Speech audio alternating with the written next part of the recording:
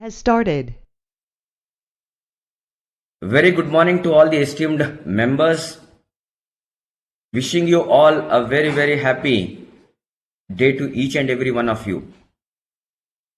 It is my proud privilege to welcome you all to the GST Day webinar, which is being organized by your esteemed institute on the theme GST, Journey of 5 Years and the Way Forward. Today we have amongst us a very highly distinguished panelist comprising of CS Bimal Jain, Chairman of the Indirect Tax Committee, Chartered Accountant Jatin Harjaria ji, and our own esteemed member CS Sanjay Malhotra ji, who is practicing on the indirect tax mode.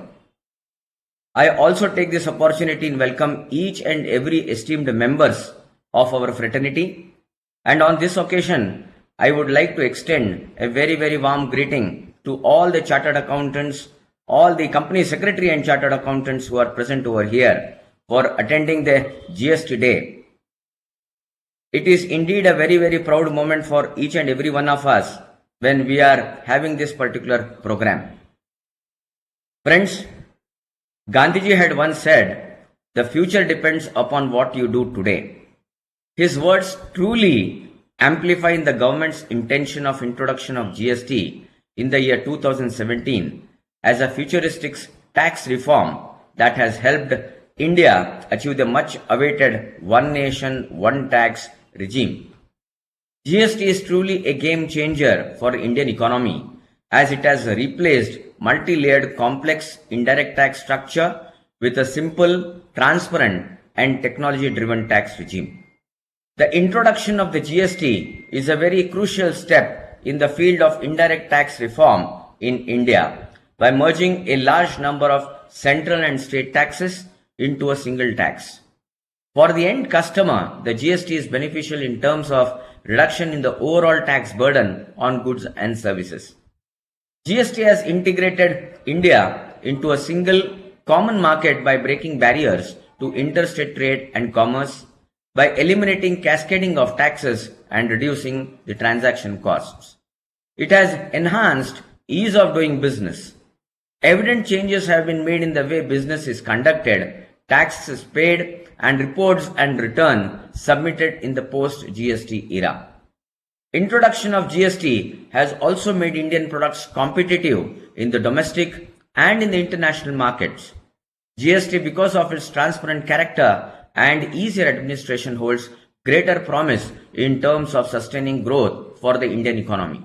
Friends, the last 5 years of GST have seen many policy changes along with the procedural and technology overhauls, some of which have completely changed the face of tax system, such as e-invoice, e-way bill, reconciliation of input tax credit with vendor GST filings, rate rationalization, and many more.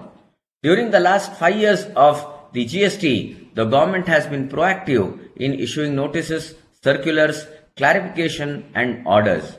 The government has been paying attention to the concerns of the stakeholders by streamlining required processes to avoid the unnecessary pileup of litigation and unending disputes. It is expected that in coming years, the government will also bring changes in the taxpayers' compliance and ensure a more simplified and smooth GST structure for all its stakeholders. Friends, it is an endeavor to perfect the role of India's GST partner.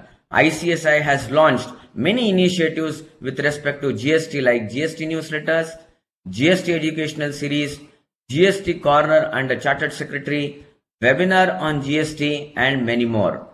Preparation of representations, suggestions, and views to the regulators from time to time to seek suitable recognition for members under the GST.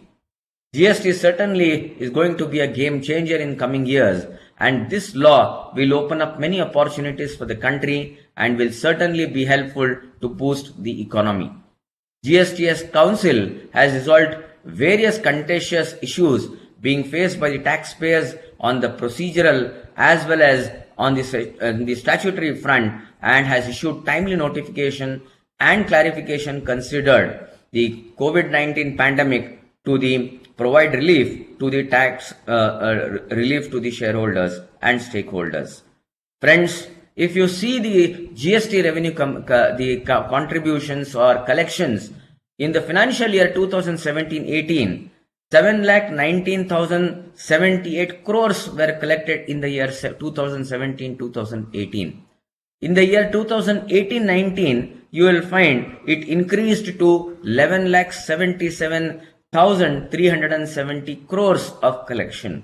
In the financial year 1920, again it rose to 12,22,117 crores. In financial year 2020 and 21, it came down to small extent from 12,22,117 crores to 11,36,803 crores because of the COVID situation. I am sure that once the pandemic is going to end, you will find the collection in the GST would raise leaps and bounds. Friends, I would like to compliment the agility with which the GST law was tweaked to address the problems that were not foreseen at inception. India's taxpayer should focus on GST processes so as to adhere to the rules and regulation.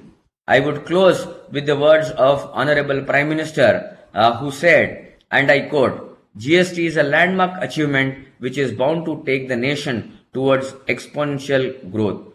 In this context, we have the esteemed panelists present over here, Shri Bimal Jain ji, Shri Jatin Harjia ji, Shri Sanjay Malhotra ji, who are present to speak about the various aspects of GST in terms of the latest developments which have taken place, in terms of what are the various adjudication processes,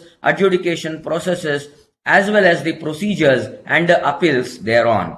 And also, we would like to hear on the right from the day one as to how the GST had come into being and the way forward in terms of the GST and various opportunity to all the professionals present over here. So, I take this opportunity in once again welcoming all the esteemed panelists as well as all the esteemed members and our secretariat to this GST Day, GST webinar. Friends, let me just introduce the first speaker for the day, CS Bimal Jain. CS Bimal Jain is a fellow member of the Institute of Company Secretaries of India and also the Chartered Accountant of India and a law graduate. He is presently the Managing Director of A to Z Tax Corp LLP. He is also the Chairman of the Indirect Tax Committee of PSD Chamber of Commerce and Industry and member of various committees. He is qualified SAP FIICO consultant and has more than 21 years of experience in indirect taxation and specialization in all aspects of GST, excise, service tax, VAT, central sales tax, customs, foreign trade policy, special economic zone, EOU, and various other aspects. He is author of the book entitled GST Law and Commentary with Analysis and Procedure. He has also worked towards spreading awareness and knowledge about GST by writing articles, books, and publishing various videos on topical interest.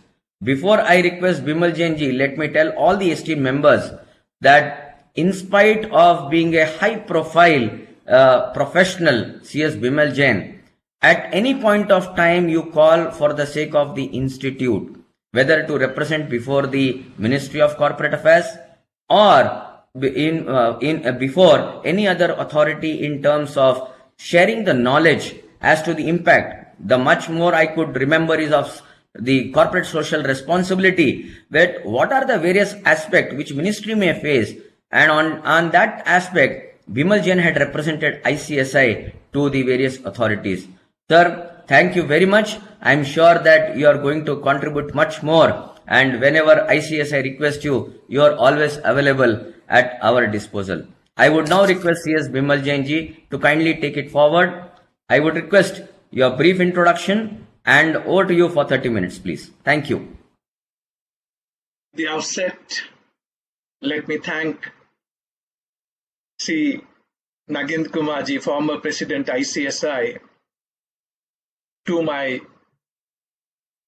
two colleagues, Sri Jatin Harjai ji, Sri Sanjay Malhotra ji, all distinguished members pan-India joining on this GST Day celebration by ICSI, a proud moment for all of us together.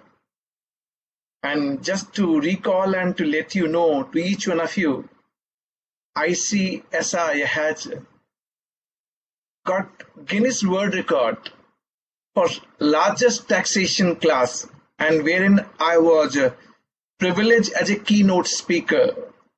So I'm recalling the day when we got Guinness World Record for ICSI, beating the record of Japan.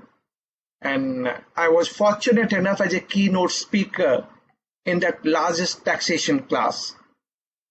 GST Day we are celebrating as a company secretary. We are known as a legal and secretarial personnel. That's what the normal phenomenon in the market. But let me tell you, the things are changing and moving. We need to get into other different areas also, and opportunity exists. We have to grasp those opportunities for our future growth and development. Today we are going to discuss journey of 5 years of GST, yes, no doubt about it. And I'm being asked that I should also give important highlight of 47 GST Council meeting held on 28 and 29 June at Chandigarh. To start with GST, the first and foremost question, everyone would be asking why GST got introduced in India. I can tell you 4 important regions, and those important regions are backbone why GST got introduced in India.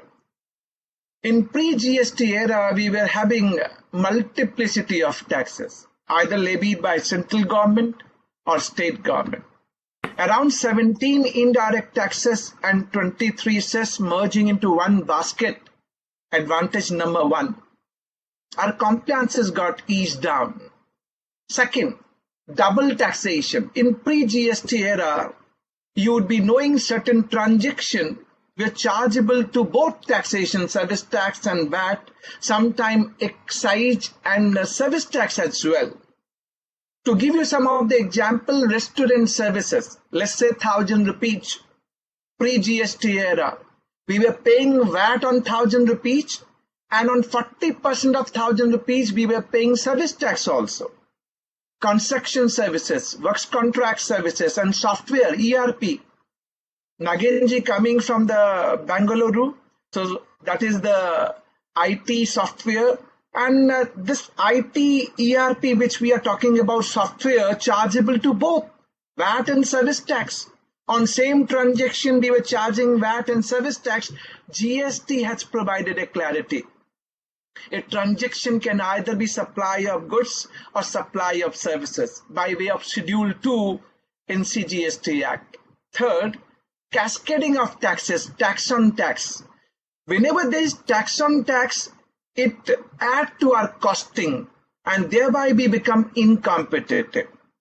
So GST has provided a certain level of cascading gone in GST, like central excise charged by a manufacturer to a VAT dealer, no credit in the hands of VAT dealer. VAT dealer was charging VAT to a company secretary, maybe you were purchasing laptop, and VAT dealer was charging VAT on that laptop. Credit was not available for you for the VAT charged by a VAT dealer. Or you were charging service tax in pre-GST era to a VAT dealer, no credit in the hands of VAT dealer for the service tax charged by a tax professional, and lot many other taxes, entry tax, octroi, CST, credit was not available. To certain extent, this cascading has gone.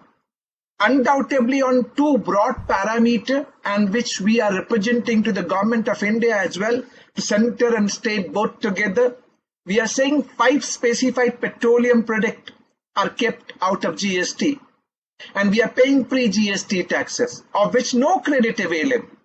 And these specified petroleum products are used in manufacturing sector and service sector and trading sector altogether. Credit is not available. Cascading is continuing. And the cascading is continuing because within the GST law, and this is what we all are asking and requesting GST Council, when GST law got introduced, they have said there would be seamless flow of credit. That was the object clause. But what happened?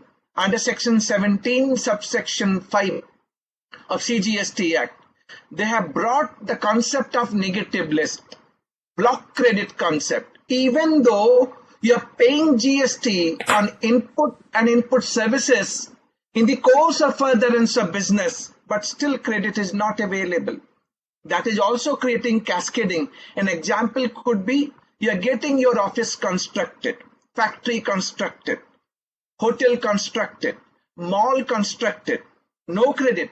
You're going to use such, factory, office, hotel and mall for the provision of taxable outward supply, but no credit. And CSR, which is being referred, corporate social responsibility, is a statutory obligation.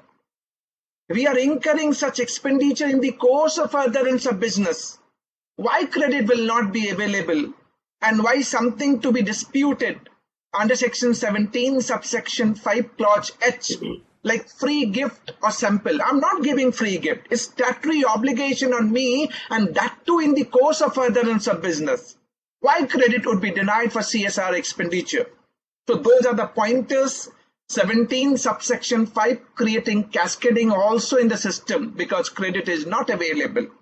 But realistic advantage, I must say and compliment. GST has become one nation, one tax, one market. In pre-GST era, you must have seen, if I'm in NCR region, then Delhi VAT applicable, and Delhi VAT was not applicable just 10 kilometers away in Gurgaon. Haryana VAT was applicable. Haryana VAT was not applicable in Noida. UP VAT was applicable, and we were divided into state barrier within the Union Territory of India. And apart from that language barrier, now our former president of ICSI coming from southern part, I may not be knowing Kerala language or Tamil Nadu language or Karnataka language. But GST law, I'm privileged to say, is a Gita, Bible and Quran. Irrespective of any language, religion, race and caste, applicable same from Kashmir to Kanyakumari, creating one market for all of us together. And that is what ease of business. Compliances has eased down. Things are getting automized. Lot of hassles which was there in VAT regime has gone in GST regime, giving advantage to all of us together. So these are the advantages. Of course, evolution, you can say, GST evolution, and provided the ease of business to all of us together, taxpayer and to the tax professional. Now, what are the challenges we are finding? I will touch base 3-4 important points. These are the challenges in GST. So challenges are, and we are giving constructive, suggestion to the government. Maybe central and maybe state, they have to come together in GST council and listen to the voice of taxpayer. Because ultimately ease of business was ensured in GST, and GST tagline is a good and simple tax. Let me take the first example. There are two pillars in any taxation system. One is called outward supply, on which we discharge the GST liability. And one aspect is your purchase of input services and capital goods. So whatever GST paid on your purchase, credit should be available. So on outward supply, yes, taxability exists, no denial to it, but still I can tell you, within the law framework, the term supply the taxable event in GST. Supply is the taxable event in GST, but the way term supply is being defined, it is really, I'm telling you, going to have many litigation in time to come. One example I'm just drawing before you, and to let you know that the way law is being formulated, implemented, and over a period of time getting amended, it is not having synchronization. Take one example. Let's say you are registered in Delhi, and you can answer in a chat box so that you get a certainty for yourself whether answer given by you on a point raised by me is right or wrong. So I'm registered in Delhi under GST. I got one customer from US. and he wanted to have certain supply of goods at the US. So I could have supplied from India. Instead of supplying from India, what I did, I have found out one vendor, supplier at South Korea. So I asked this vendor, supplier at South Korea to supply directly to my customer at US. So that two entry would be coming in my PL account. First, they would be purchased from the South Korean vendor, let's say $100. And you can answer in a chat box whether GST leviable on that purchase of $100. And answer is no GST, no custom duty, because goods are not entering into custom frontier of India. Now on credit side of PL account, you have $120 revenue coming from your US customer. GST leviable. I'm just posting these query which you may reply by yourself and check it out. GST not leviable. Because this particular entry, supply of goods from non-taxable territory, Korea, to another non-taxable territory, US, is neither a supply of goods nor supply of services. But this entry got added by way of amendment in Schedule 3 with effect from 1st of February 2019. So what the tax officials are trying to do, they're saying this entry got added from 1st February 2019, hence prior to that this is chargeable to GST. Now just imagine a situation. If that is the way these tax officials will read the law, then litigation is happening and it will grow in time to come. It is not chargeable to GST. It is neither a supply of goods nor supply of services. And for the information, IGST, which is integrated GST, applicable only on whole of India. It can't be applied for a transaction outside India. But litigation, they're only saying it got amended from 1st February 2019, and that is what advance rulings are coming in. And advance ruling authority, you know, the two officers from central and state sitting together and deciding the advance ruling. And we have seen in advance ruling, we are not getting any kind of, clarity for which any taxpayer is moving to the advance ruling authority. Advance ruling should have given the judgment and ruling in a way that this would avoid any dispute, any confusion. But things are not happening in a way. Having said that, where we are heading for? Now, different state advance ruling giving different kind of judgment and ruling, creating contradiction, and that is not easing out the business. The kind of good and simple tax tagline is not coming out. One part I said. Another part, and which you will all agree with me, that why litigation going on and who has created this litigation? Is it the taxpayer or the tax department or the legislator? I'm finding GST was the biggest indirect tax reform. It is beyond the tax reform, I must say. It is complementing to our GDP growth.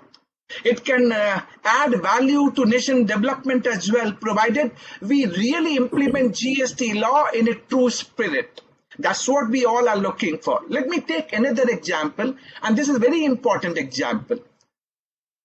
For availing credit on your purchase, there should be simple system, right? That credit is available. When you purchase, you get the credit. But if you go to GST law, the kind of provision for availing credit is there in GST law, it's mind-boggling. There are so many provisions which you have to cross-check and verify before availing credit. You have to check section 16, subsection 2. First, condition need to be satisfied. Then you need to check 17, subsection 5, that it should not fall under block credit. Then you have to go back to rule 42, 43 for reversal of credit. A lot many, if and buts for availing credit. And this is again creating a problem. And I'm telling you in true sense that a lot of taxpayers are saying to the government that kindly ease this availing credit mechanism as well. Let me take another example that this ease is not coming out and matters are going up to the Supreme Court. That is not envisaged in GST, right? So Example is, you are a taxpayer, you are availing credit in your GSTR 3B. For availing credit, what you do normally? You are tax professional also, because you may be registered under GST and availing credit. So what you look at before availing credit? You look at the 4 condition, which is being prescribed under section 16 subsection 2. What are those 4 conditions? You should have tax invoice. You must have received goods and services. Your supplier must have paid taxes. And being recipient, you are regularly filing GST return. Am I right? Is there any reference of that credit must be auto-populated and cross-checked with GSTR 2A? Is there any reference within the provision of the law? There is no reference. Very first time this provision got amended, and they have included 5th condition only from 1st January 2022. And from 1st January 2022, they are saying credit need to be checked with GSTR 2B. But there is no reference of GSTR 2A. But what department is doing, they are sending scrutiny notices, so-called notices. Whatever credit availed in GSTR 3B, if it is not matching with GSTR 2A, they are sending scrutiny notices. Now let me ask this question to all of you once again. I'm your supplier, assume I'm your supplier, and you all are my buyer. So when I'm filing my GSTR1, I have wrongly furnished GSTIN number. I have not filled up the correct GSTIN number. Is it going to be auto-populated in your GSTR2A? And where is your fault? You have tax invoice copy. You have received the goods and services. Your supplier have paid the taxes through 3B, but only thing which I did wrong, I have wrongly furnished the GSTIN number. Maybe B2B supply captured as a B2C. Supplier's fault. Maybe interstate supply Delhi to Maharashtra, I have wrongly captured as an intrastate. Supplier's fault. And maybe a case I have filed GSTR 3B but did not file GSTR 1, hence not coming in your 2A. What happened? Credit is not available? Whether my credit is really dependent on GSTR 2A? My humble submission, no. My credit is not dependent on GSTR 2A. I need to only cross-check that I'm satisfying 4 conditions or not. And for that, we have to go back to the Supreme Court. See, 5 years of journey to decide the simple methodology for availing credit. Why somebody has to go to the Supreme Court? And recent case is Bharti Airtel. And Honorable Supreme Court, fact of the case, watch. In Bharti Airtel, what happened? For the period July 17 to September 17, Bharti Airtel had paid the liability through cash. They have not availed the credit. Reason was why they did not avail the credit, because GSTR 2A was not available for July 17 to September 17. And we all know GSTR 2A came sometime October 2018 onwards. So that time 2A was not available. Bharti Airtel could not get, correct picture of credit available to them. So they paid the liability 930 crore. 930 crore they paid through cash. So what happened when this GSTR 2A came sometime in October 2018? They found that they were having enough credit for that July 17 to September 17.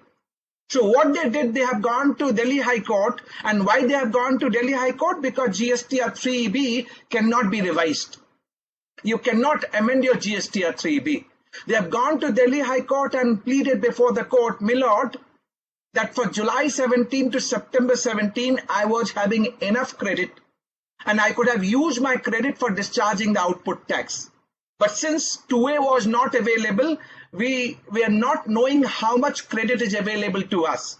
So in this given situation, kindly allow that we can amend our GSTR 3B. We can amend our GSTR 3B so that we can pay through credit which was available to us, and whatever we have paid through cash must be refunded back to us.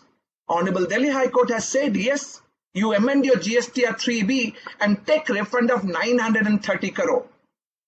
Matter gone to Supreme Court. And what Honorable Supreme Court is saying, listen very carefully. Honorable Supreme Court is saying, Mr. Bharti Airtel, GST is a self-assessment tax. Credit you could have availed as per section 16 subsection 2. Who stopped you? And why you were waiting for GSTR 2A? It is only facilitation given to you. It is not a condition as per section 16 subsection 2. That is Honorable Supreme Court is saying. If that is the case, then why department is issuing notices to us for credit matching with GSTR 2A? So that's what I'm saying, that things are not properly going in synchronization. Things are not happening in that way. When I'm talking about GSTR 3B, I'm taking two recommendation of GST Council, which they have decided in 47 GST Council meeting. We were hearing that GST Council may allow that GSTR 3B can be amended, can be revised. That's the news was coming in. But there's no such news pertaining to amendment of GSTR 3B. Yes, practical problem. We make sometime mistake, clerical mistake, and there's no window available for the revision of GSTR 3B. We can't revise the same. So what GST Council has said, so they're not giving window for the revision of GSTR 3B, but now they're saying we will invite suggestion from the trade, from the stakeholders, whether this GSTR 3B can be amended. If amended, what should be the wage and means? What should be the condition, control and check? That's what they're saying. Another recommendation which they have said in GSTR 3B, and before I say to you, let me ask you, I do not know how many of you are doing really GST practice, but being company secretary, you are signing the balance sheet as a company secretary. Just think of a situation when you're signing balance sheet PL account as a company secretary. What is the accountability and responsibility we are having on our soldier? Sometimes we are giving secretarial certificate, legal compliances certificate. How we are checking out these GST compliances. And for GST, you must be hearing lot of tax professionals are being arrested. And they are being tagged, they are being stated that they are in connivance with the taxpayer. They are causing, they are helping to the taxpayer for the tax evasion. So we have to really get prepared. Let me first finish the second proposal, which is being given by GST Council in 47 GST Council meeting. In your GSTR 3B, you must capture your interstate supply. Must capture. Why they're saying that you must capture your interstate supply? Reason is very simple, that GST is a destination-based consumption tax. When you're capturing interstate supply, then the SGST component of IGST will accrue to a consuming state. But where the problem lies? Why GST Council has to say all this thing? Live case study. In case of B2C supply, let's say you are from Maharashtra and you're not registered. You're coming to Delhi to purchase sari. So you're coming to Delhi to purchase a sari. So you are unregistered, but your supplier, my sari shop, I'm registered. It's B2C transaction, counter sell. So B2C is a intrastate or interstate. You will find lot many of us are treating the transaction as an intrastate. Whereas, as per GST law, if I read Rule 46 Sub-Rule E of CGST rule, where taxable value is more than 50,000, it is interstate supply. As a supplier, I need to capture name and address and delivery for you for Mumbai. I need to mention state name and code Mumbai, Maharashtra, so that this transaction become interstate, and GST being destination-based consumption tax must accrue to the consuming state. That's the reason they're saying we need to capture interstate supply. And there may be a case that you may not have treated the transaction correctly. You may have treated intrastate, charge CGST and Delhi SGST, but now this is as per the provision interstate. What happened? You need to pay correct tax, IGST. You need to pay correct tax. Fortunate part, no interest would be demanded. No interest would be demanded. So what happened, CGST and SGST wrongly you have paid? For that they are saying you have to go for refund. So it's a preparation. And then this recommendation is saying while filing GSTR 3B, you must capture your ineligible credit as well. Ineligible credit or block credit under section 17 subsection 5. Having said that, let me take up certain important highlight of 47 GST Council meeting. I was asked that I should narrate some of the important point to all of you. So related to us, sometime we are taking renting of immovable property, residential property. Companies are taking residential property for residence of director or employee consent. So renting of residential property for dwelling purpose, residential purpose was exempted. But as per the recent recommendation, renting of immovable property, residential property for dwelling purpose to registered business entity, this exemption will not be available. GST is going to be leviable even though it is used for residence purpose by director or employee of that company. Take next example, some laudable example also. What they are saying and referring now, there are two subject matter. Electric vehicle with battery or without battery pack. They are now clarifying, and why they are clarifying? There are contrary advance ruling judgment. And for that reason, litigation has started. Matter has gone to the High Court. But fortunate part, GST Council has said electric vehicle with or without battery pack will be chargeable concessional rate 5%. 5%. Good one. Another laudable one which is being recommended, that development of plot. So sometime you're developing the plot, so leveling the plot, putting the drainage system, water system, and then you're selling the plot. Whether that is chargeable to GST because you're ultimately developing the plot. Fortunate part, and we were saying in the past continuously, it is sale of land. Just basic amenities got added in the land and it's a part and parcel of immovable property. Sale of land is neither a supply of goods nor supply of services. No GST leviable. Fortunately, they have heard and they have allowed accordingly. Now going further, which is important one which you must take a note. There are certain suppliers supplying through e-commerce operator, right? There's compulsory registration provision. But in this GST Council meeting, they have recommended if supplier supplying through e-commerce operator, then he would be having a benefit. He would be having advantage of looking his threshold aggregate turnover. That may be 40 lakh rupees. And they're putting a condition he should not be engaged in interstate supply. Now please try to understand. Any vendor, supplier, supplying through e-commerce operator, Amazon, Flipkart, whether he will not be engaged in interstate. So some recommendation which is being made but practically is not being understood what is happening. Any supplier, vendor supplying through e-commerce operator, I'm damn sure that they must be engaged in some of the interstate supply. So they can't take the advantage. Even for the composition scheme, they have said they will devise the composition scheme for such supplier, vendor through e-commerce operator. And that is going to be effective from 1st of January 2023. But problem is, he will not be engaged in interstate supply. How come? Then these two recommendations, which we are saying so, so loudly that we are giving benefit to the vendor and supplier through e-commerce operator, to my mind, realistic benefit is not coming.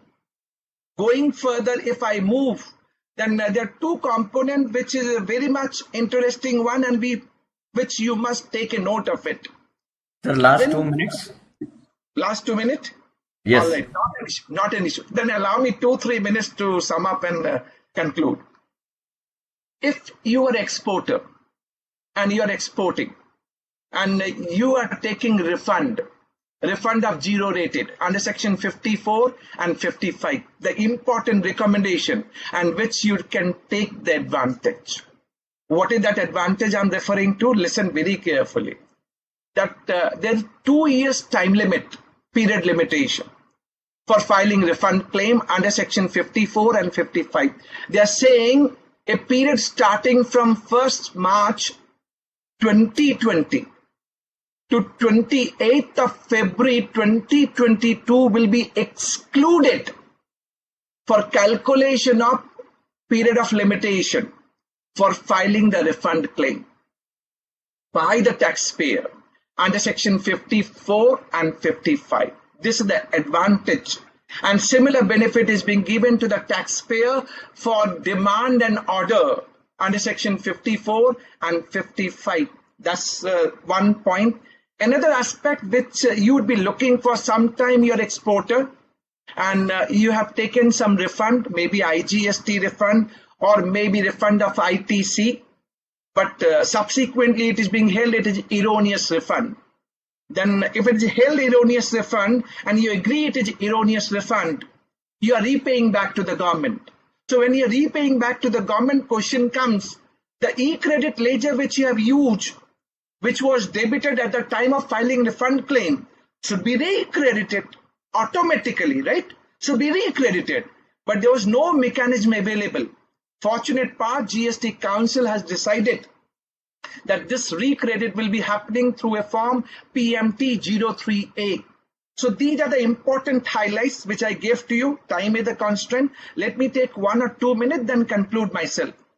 If we look at GST as on date, we started with a journey and discuss everything.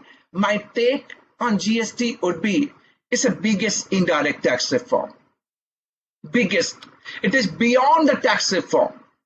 Created one nation, one market. Now we need not require to have warehouse in all the state, which was the case in pre-GST era. We can do our business as per our business planning as we want to do that.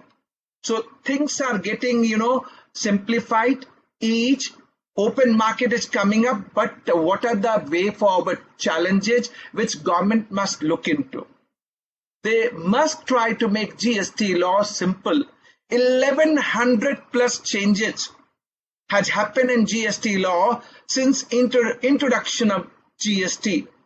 This is required little bit their introspection. These many changes, so frequent changes, is not providing certainty and clarity. Second aspect, handholding. When changes are happening, we are expecting from the government, they must come and provide the handholding. Yes, they are doing, but they have to really make it little more to provide real benefit to all of us together. Two things, advanced ruling, contrary, but national level advanced ruling authority is not being formed. GST tribunal is not being formed. 5 years gone, and lot of litigation are directly going to the High Court only. And then Supreme Court, we are finding so many judgments coming from Supreme Court only on GST because GST tribunal is not there. So challenges are there, but together we will make difference. So even tax professional, taxpayer has to go together with the department so that central and state, those who are implementing GST law, if really we will walk the talk in realistic sense, implement GST in true spirit, then I'm sure GST is again telling you good and simple tax. Thanks for giving me this opportunity. Thank you very much. Thank you very much, Bimal Jain ji. As you rightly said, though I will be concluding in the vote of thanks, together we will make a difference. I am sure that the challenges what you posed, we will also be making an appropriate representation, of course with the help of you, in order to ensure our representation is made in order to make really the good and simple tax. Friends, let us now move to the second panelist, our own Jatin Harjaiya ji. Shri Jatin Harjaiya ji is a law graduate and chartered accountant. He is practicing advocate at present. He is practiced as a chartered accountant for more than 15 years. before starting legal practice.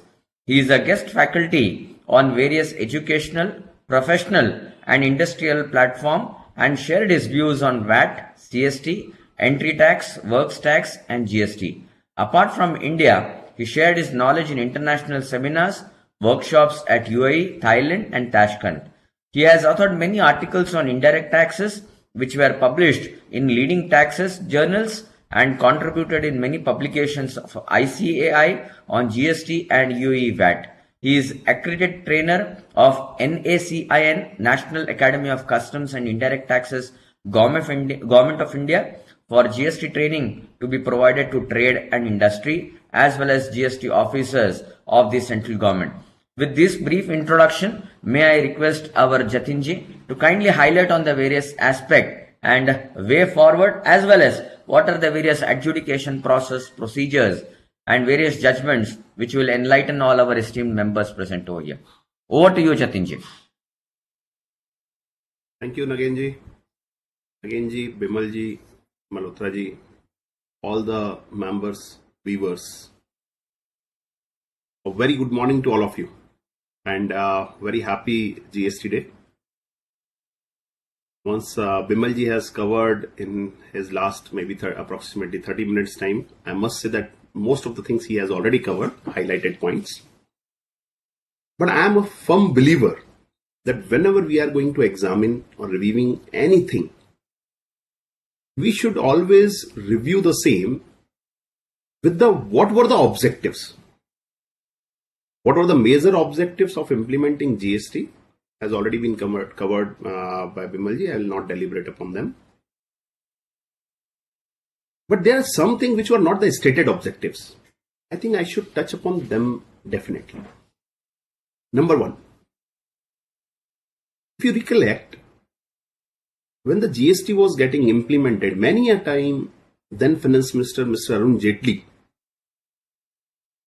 referred this one aspect that retrospective amendments loses the credential of the, if retrospective amendments are there in the tax laws, then investor gets scared and image of the country gets diluted. You can search out on Google, at so many platforms his this kind of a speech will be there. So I think we should check this aspect again.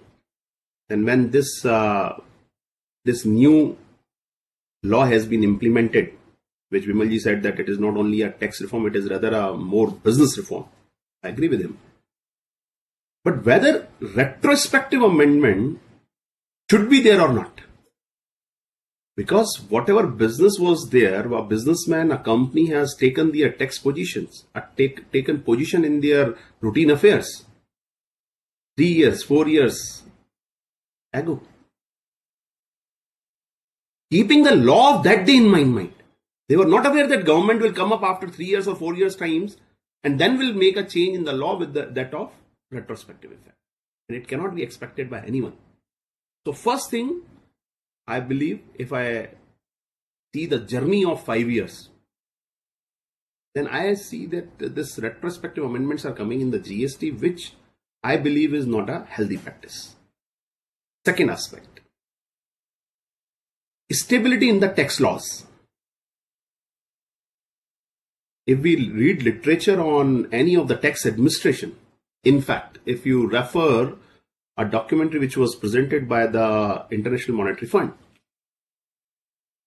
on how the tax law should be implemented in the developing countries more specifically, they have specifically said that any tax laws should be stable in the country, stable and transparent. Now the kind of amendments we are having in the GST, can we say that the GST law is stable? Probably answer of each and every person will be no. In fact, I can recollect, then there is a rule in GST law, Rule 89, which was amended twice in a very same day, on a very same day. Morning there was a different amendment, even evening there was a different amendment.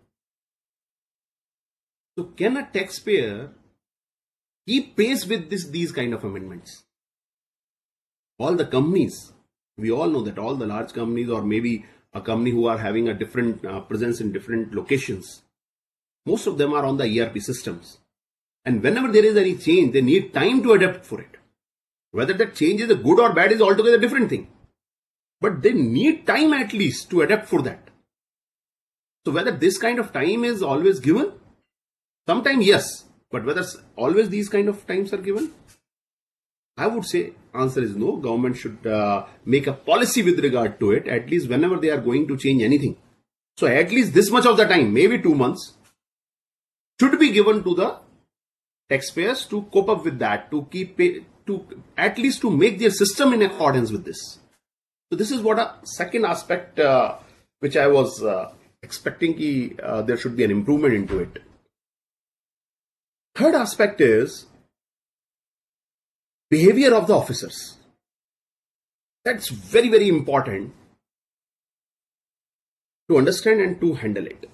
Before I discuss this aspect, let me tell you, and I'm sure most of them you are already aware, the company secretaries are having a very, very great role to play here. Please refer section 116 of the GST law, which specifically permits company secretaries to represent their client before all the GST authorities, including the appellate authorities and the tribunal. So you have every right to represent like any other professional, like an advocate, like a chartered accountant. You go and represent the company. So now coming to the behavior of the officers. See, whenever there is a new law, everyone needs time to understand it. The law was implemented in 2017. Obviously, taxpayer needs some time to understand it. So many things are there. So many things were new to the trade, which they have never seen.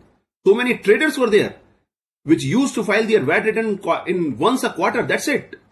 So many services taxpayer were there who used to file their return on a 6 monthly basis. The taxpayer who were registered only and only with the VAT, they were alien to the concept of RCM. They have not known this concept. And even similarly, departmental officers were also not aware. No doubt about it. But see what happened nowadays when a taxpayer receives a notice for the very same period, 2017-18. Because now it's 4 or 5 years time. Everyone is aware about all those provisions. So the transaction or activity or the affairs of the business of that time are getting assessed with the knowledge of the officers of this time. So in my humble opinion, government should take a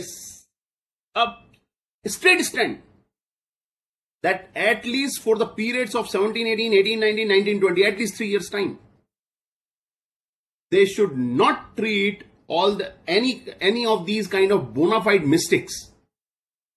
Any penal action at least should not be taken up for them.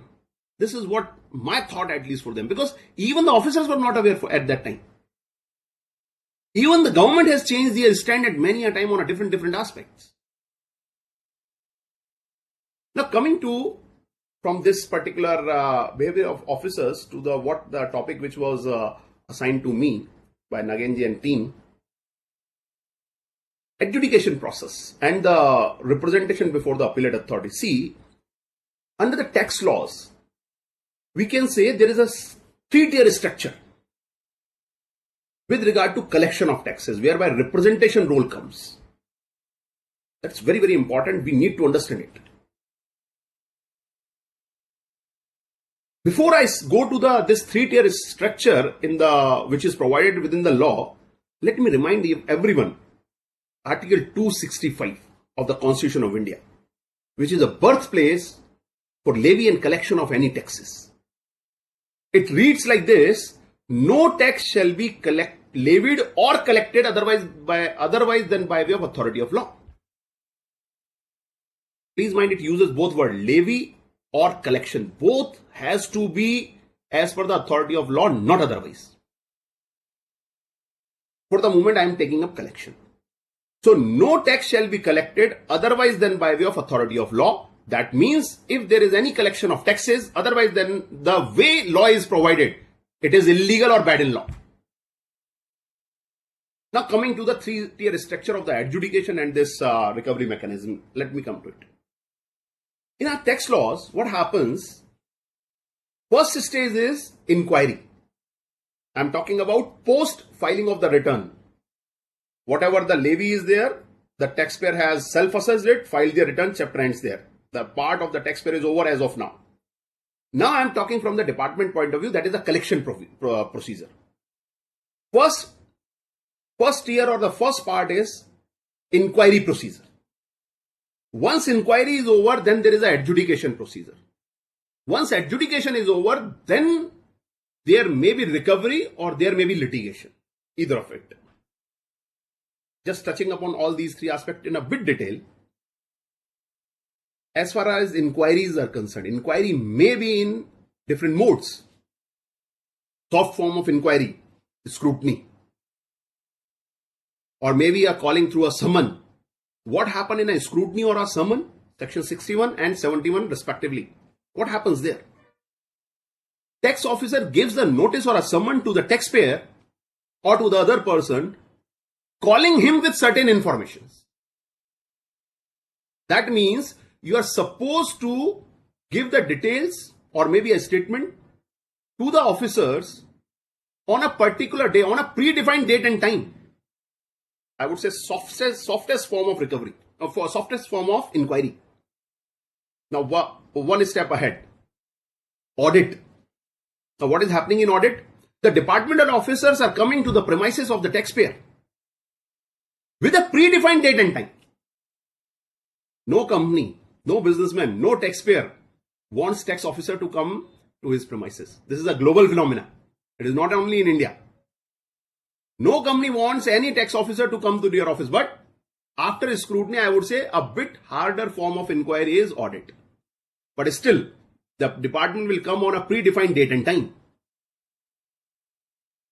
Now the more harder form is inspection, whereby the department authorities will come to the office or the premises of the taxpayer without intimating date and time. It will be a surprise visit. This is inspection.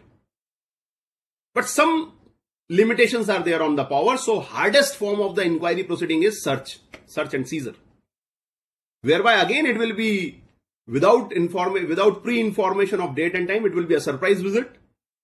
And powers are rigorous. Like if you are not going to give the information, then there may be a break opening of the lock. They can take hard measures. So this is, but please mind, these are the different modes I explained. But ultimately, all these modes are nothing but an inquiry. All these modes are a kind of fact gathering exercise or an information gathering exercise. None of these modes are the exercise so that a recovery can be enforced. So what are the statutory provisions? These are the inquiries. And if by any inquiry proceedings, let it be inspection, search, seizure, summon, scrutiny notice, audit by the department, audit by the province, whatever type of inquiry proceedings or fact gathering proceedings are there, the concerned officer, the proper officer, is of the view that taxpayer has not paid the tax or has paid the less tax, has availed input tax credit more than what he is eligible, or utilized wrongly, or erroneous refunds are there. These 5 things are there. Non-payment of tax, short payment of tax, availment or utilization of wrong credits, or erroneous refund.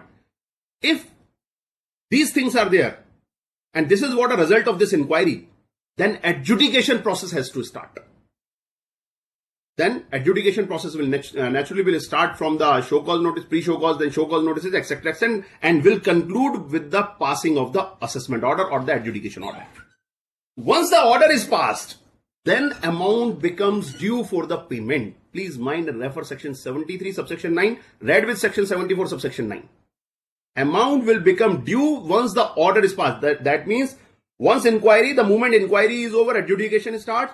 Once the adjudication will over by passing of the order. And once the order is passed, please refer section 78. Section 78 specifically says there is a 3 months time period to pay this demand Thereafter, only recovery proceedings can start. This is very important key aspect which I am telling you. Section 78 specifically says recovery proceedings can be start only after 3 months from the date of the service of the order, which has created the demand. Simultaneously, please refer the second limb, section 107 for the appellate proceedings.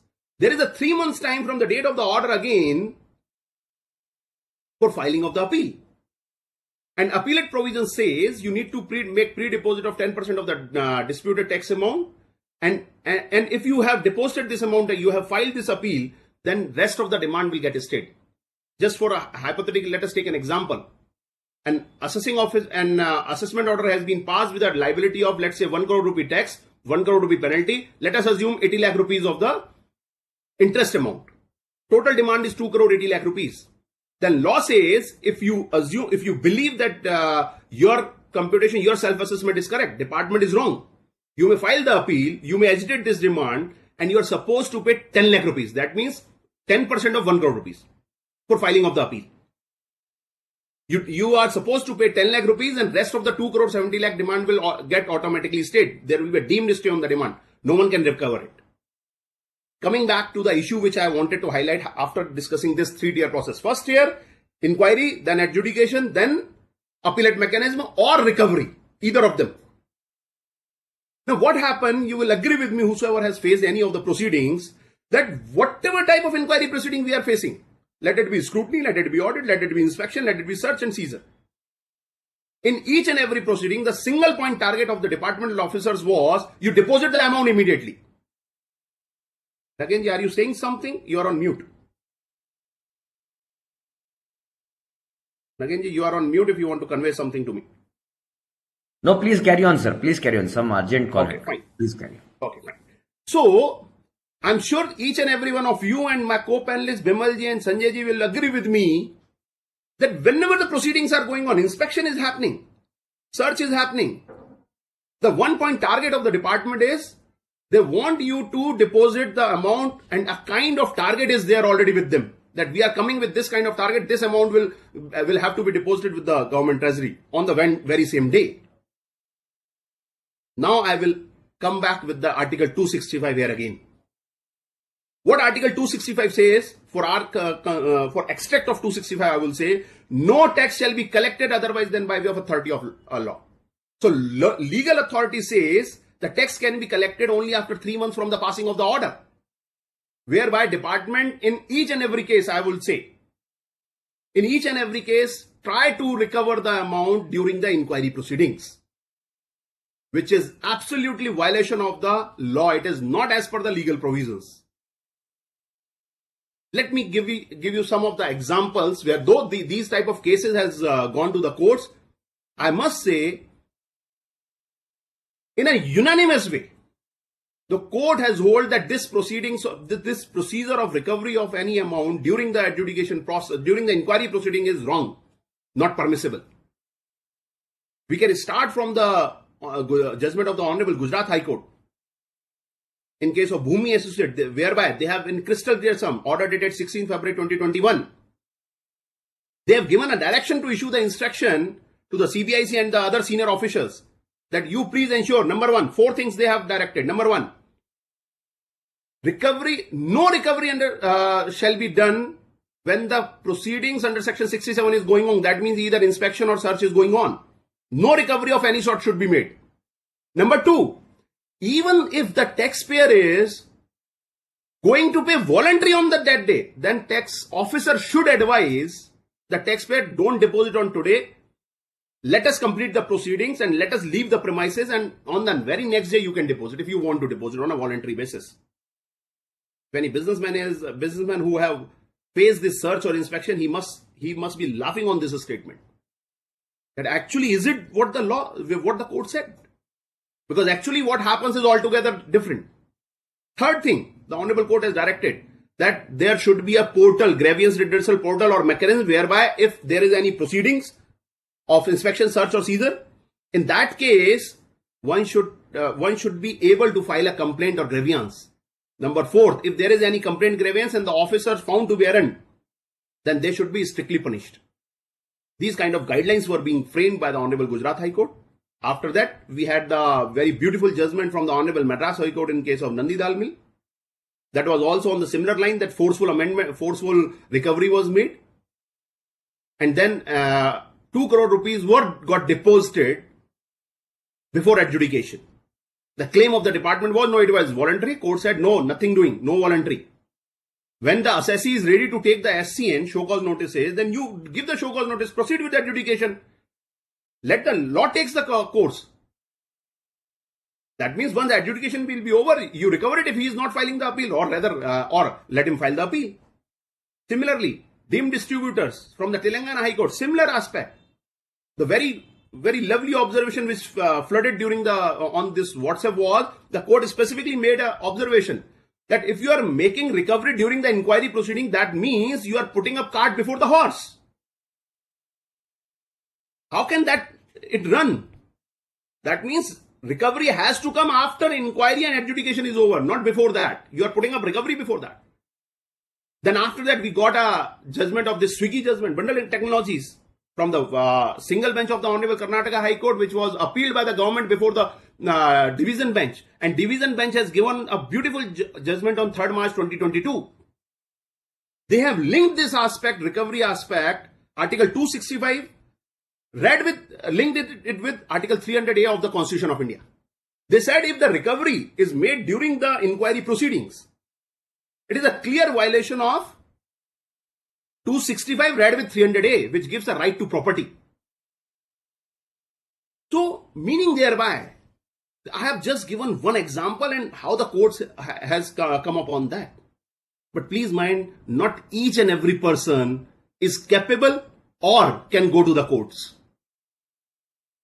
So ultimately, it should be taken care by the government. That government should come up with such kind of direction or instruction that all these proceedings, the powers which are assigned to the officer, should be carried out in the manner as prescribed in the law only, not otherwise. And now what happened on the contrary, why I am not happy with the way that this is going on.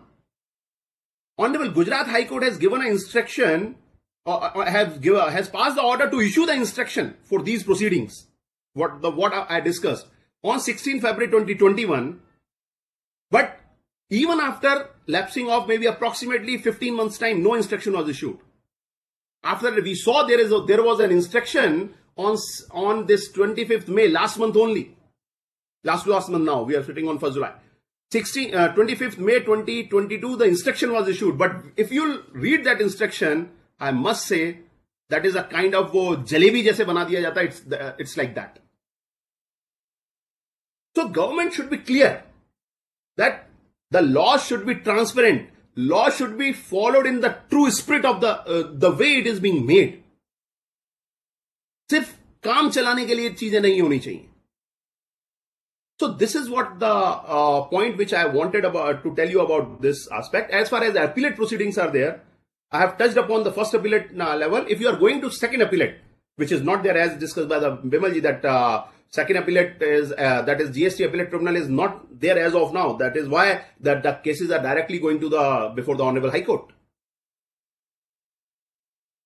Now see what happens if even whenever this tribunal will be there, the only difference or the major difference would be there will be a pre-deposit is 30% instead of 10%. That means additional 20% will also have to be deposited. Total it will make 30%. So this is what one aspect we should keep in mind. I am hopeful that there is an issue actually. Yesterday also, the government has set up a committee that we will discuss this aspect of the tribunal. One may think that why this tribunal is needed, because the legal provisions are crystal clear there. Please mind, those provisions which are there in the statute as of now has already been struck down by the Honorable Madras High Court in the case of Revenue Bar Association versus Union of India. For the reason, majorly there are two reasons on which the court has given their observation. Number one, the Joint Secretary level officer has given the same stature that of the judicial member. Number two, the strength of the bench, which is a three-member bench, in which one is a judicial member, one is a state government representative, another is a central government representative. So ultimately what happens? Judicial member is in a minority. whereby there is a guidelines from the Honorable Supreme Court in case of R. Gandhi that in any tribunal there has to be 50% of the judicial members. So that is why the statutory provisions are not in synchronization with the guidelines which were being formulated by the Honorable Supreme Court. So these things has to be resolved. But since my time is over, so if I'll conclude, I must say that by implementation of GST, so many places, like I must say for companies which are having a multiple state presence, large companies, foreign companies who are coming to India, definitely, invariably, I must say that the laws are getting simplified as compared to the pre-GST era, pre-1st July 2017. But if we analyze these particular aspects for a SME sector, micro, small and even medium sector companies, probably who are operating in one single state, for them, the GST has actually made their path miserable, I must say. And government should focus on it, how to give some, how to make their processes or businesses ease for them doing business should be there for them. One thing which I identified recently, maybe in last 1 or 1.5 years, what happens? Earlier we used to have an increase or decrease in rate of taxes. Now we have a decrease or rationalization. Whenever there is an increase in taxes, it is termed as rationalization. So maybe with this word, I'll conclude myself. Thanks a lot to the ICSI for giving me this opportunity so that I could share some of my thoughts within the given time. Thank you. Thank you very much. Thank you very much, Jatinji, for highlighting various aspects, more so in regards to the judgments what you quoted with regards to the Gujarat High Court, followed by the Madras High Court as well as the Karnataka High Court with regards to the forceful recovery. I am sure that many of our professionals would definitely take the benefit of the judgments what you quoted with regard to the Bhumi case and other cases of this particular judgment. Maybe during the vote of thanks, I will cover few aspects on that. Now we have with us another panelist, our own dear member CS Sanjay Malhotra ji. CS Sanjay Malhotra is a fellow member of the Institute of Company Secretaries of India. He also possesses qualification as CFA, Cost and Management Accounting, MBA Finance, MCOM Gold Medalist, and also an alumni of ISB. He is a practicing company secretary over 30 years of experience, and for past 10 years he is in practice, and 20 years he was in the industry at various levels, including that of the president level. He has extensive knowledge and experience in the field of indirect taxation, GST, central excise, service tax, customs, VAT, foreign trade, policy, export, import and other allied laws, supply chain management, and he has been a member of many committees of our esteemed institute. He is a diversified professional, effective speaker and a technical author on the book Handbook on GST Audit by Tax Authorities. With this brief introduction, may I request our dear CS Sanjay Malhotra ji, our esteemed member of our institute, to kindly share a few words with regards to the GST and the way forward, covering all the aspects of GST in nutshell. Over to you, sir. 30 minutes to you. Right, sir. Thank you, sir. Thank you, Nagendra ji, past president of ICSI. So my colleagues, Bimal Jain ji, and of course, Ms. Jatin ji. So Nagendra ji rightly said, so Bimal ji always comes up as a opening batsman. If you see, to leaves hardly space for down the line players. So I think he has covered almost all the major issues which are going on as of now in GST. So very precisely. So wish all members a very happy GST day. And today, if you see, it's also basically Happy Doctors Day and CA Day. So one manages wealth, another takes care of your health. So congratulations to all the tax holders, tax policymakers also, taxpayers and consumers. So everybody contribution is there in implementation of GST. So when it was rolled out, so today GST completes almost means half a decade journey. So rightly said by Bimalji also, and as well as by Nagendraji also, that GST is considered as one of the biggest and toughest reforms. So I would say toughest reforms implemented on July 1st, 2017. Why so? Because if you see, it has integrated entire nation diverse tax portfolio into a single taxation system. So that is why we call it as a good and simple tax. But if you see, when GST was introduced, it was not a good and simple tax. It's only the journey in past 5 years. Various GST council meetings have taken place. Lot of circulars, notifications, as shared by Nagendraji initially, has been rolled out by government. Why so? Only to overcome the problems which is faced by taxpayers. Let me quote a small statement. Change is the only constant. Why change is the only constant? Because if you see, this aptly explains the journey of GST in its 5 years. We all have witnessed continuous efforts of GST in past 5 years. It may be rationalization of rates, tweaking of rates. So Jatinji rightly said, because earlier, if you see, so it's only basically budget days when we used to come across with increase or decrease in central excise rates. So now if you see, it's basically whenever tweaking of rates takes place, it's the rationalization of GST rates. Returns compliances have been made easier over a period of past 5 years. But if you see, the basic objective when GST was introduced was the matching concept. And this is one of the burning issue which is going on as of now also, because GSTR2 is now omitted. It was never means implemented. So initially when GST came in, it was only suspended. Later on, if you see, though, it has been omitted. And Vimalji rightly said, because if you see, industry are coming across with issues in respect of variance in matching of input tax credit versus either it is GSTR 2B, now it is 2B versus 3B. Scrutiny instruction note has already been come in. So which is instruction note number 1. Proper officers have been allocated basically the task of scrutiny of returns. So if you see, initially they were left with only hardly 3 months for issuing show cause notices, which is for the normal time limit, because if you see for 17-18 annual return was due date for filing of annual return was 5th February, 7th February for some states. Now means in the 47th GST Council meeting, so they have already extended limitation period under section 73 till September 2023. But if you see, whenever the scrutiny of returns is going to be there, various notices have been issued in past also, and industry is going to receive various notices in future also. And one of the important aspect is going to be the difference in ITC versus GSTR 2A or 2B and 3B. I'll share a small example with you, because if you see, some dishonest even taxpayers are there who will not receive any notice during scrutiny of returns. So why? So I'll share a small example with you.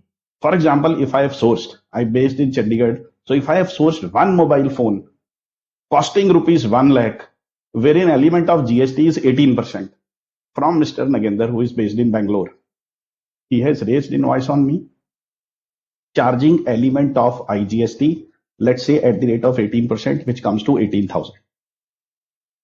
And I have sourced one mobile phone from Mr. Jatin, who is based in Rajasthan, costing rupees 1 lakh. He has also raised invoice to me, wherein element of GST at the rate of 18% is 18,000.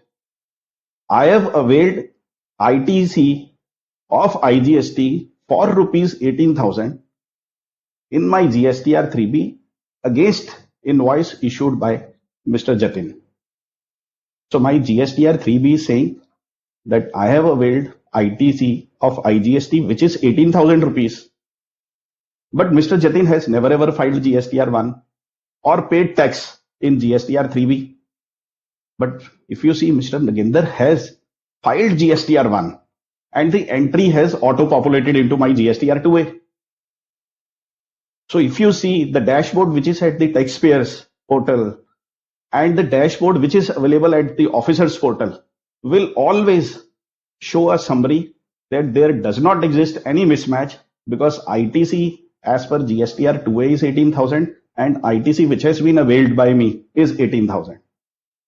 But exactly during the course of audit, if officers comes across with that I have availed ITC on the invoice which has been issued by Mr. Jatin, but he has never ever filed GSTR 1. So only then means I can land myself into trouble. But if you see, during the course of matching, which is to be done, or during the course of scrutiny of returns, which is to be done online, At GST portal, no notices are going to be served in these type of cases. Simplification of returns is there. We all are aware of that for MSMEs whose aggregate annual turnover is up to 5 crores. QRMP scheme has been implemented from January 1, 2021.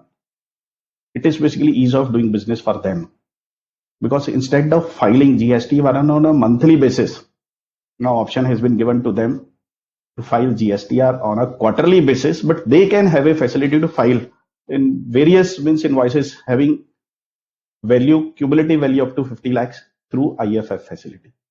Then one of the major amendment is the self-certification of reconciliation statement, which is GSTR 9C, for taxpayers whose aggregate turnover at PAN level is more than 5 crores. Because there used to be times wherein Nagendarji, past presidents of Institute of Company Secretaries of India, and of course, priority is given to Mr. Vimal Jain also, because we have taken up matter with GST Council so many times to bring CS also at par with CAs and CMAs for certification of annual returns. But last year, if you see, when the self-certification has been introduced and the certification by professionals, chartered accountants and cost and management accountants has been done away with from financial year 2020-21. So now if you see, even opportunities are there for CS professionals also. So as of now, till the self-certification was introduced, so if you see, practicing company secretaries were into the process of filing GSTR1, GSTR3B, or any other returns like ITC 04. But now if you see, they have been given opportunity even to assist their taxpayers to prepare GSTR 9, to prepare GSTR 9C. So if you see, lot of opportunities are there. So as on date, we cannot say that CS in GST has few opportunities in comparison to opportunities which CAs or CMAs are having as of now. Uniform SOP for processing of export refunds, because if you see, in past 5 years, every year you will come across with either 3-4 circulars as far as the processing of export refunds are concerned. Various issues taxpayers have come across within past 5 years, but the best part is whatever timeline is there, which is 60 days for processing of refunds and minimal interaction with the taxpayers. So whatever documents is to be uploaded at GST portal, the auto population is there. Minimal interaction is there. Even in some cases, if you see, so whenever exporters are making clearances of exports on payment of IGST, even they are not aware of who exactly is the officer who is processing their refunds. So this is one of the good move. But only exception is that in the past 5 years, we have taken up with board and GST council various times that wherever taxpayer is making exports on payment of IGST, no doubt proceeds are getting credited to their account. But the only issue which is coming across is that no refund order is there. When a taxpayer is making application for refund, wherever he is making exports under LUT or bond, he is making application with his jurisdictional officer. RFD 06 is there, which is a case of refund order. And in case taxpayer has to file appeal, if in case of short sanction of claim, so he can do so against refund order, which is in form RFD 06. But nobody has come across with RFD 06 in case of exports, which is made on payment of IGST. And the worst part, if you see, in the past 5 years is that in case of export refunds, whenever government has come out with any amendment, it is only in the circular. And circular, if you see, as per Supreme Court, is binding only on the departmental officers, not on the taxpayers. I'll share a small example with you. For the past 5 years, if you see, in circulars 125, which was issued in 2019, a clause was inserted which says that export refunds are to be processed on a value which is FOB value or invoice value, GST invoice value, whichever is less. But you will not come across with this particular clause either in section 54 or in rule 89. It is only based upon one objection which was raised by CAG, Controller Auditor General of India, and then GST policy wing, if you see, passed on instructions to their respective commissionates at cross-national level that refund is to be processed on a value, FOB value or invoice value, whichever is less. So these kind of notices, or if you see, taxpayers are coming across with deductions, even in respect of wherever difference is there between the FOB value and invoice value. So they are paying duty, they are paying GST on invoice value, because section 15 says whatever consideration you are receiving, so tax is going to be paid on same. So they are complying on one hand with the provisions which is laid down in section 15 of CGST Act. But on the other side, because on one side, government wants taxpayers to comply with tax laws, to pay tax on the total invoice value, because consideration is going to be the total invoice value. And on the other side, so when they are giving refund to the taxpayers, it is basically the FOB value or invoice value, whichever is less. And for the past 5 years, if you see, wherever exporters have come across with short sanction of claims, wherever they have cleared export on payment of IGST, no refund order is there.